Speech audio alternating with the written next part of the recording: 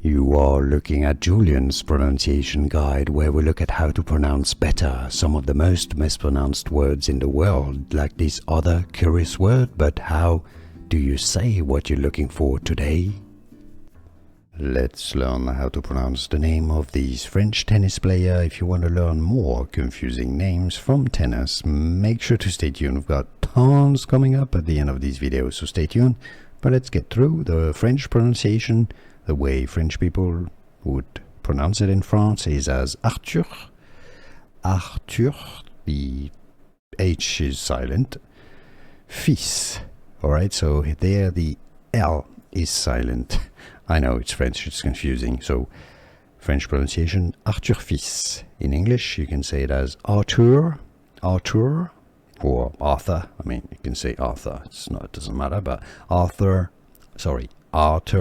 fils, Arthur fils, or in French, Arthur fils.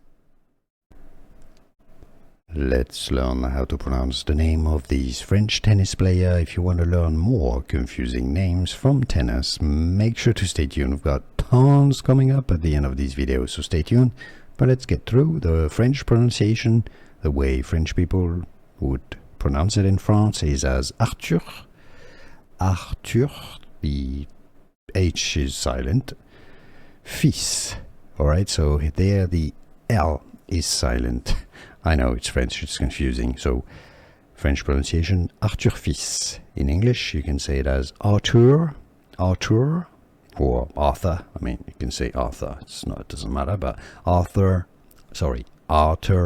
fils, Arthur fils, or in French, Arthur fils.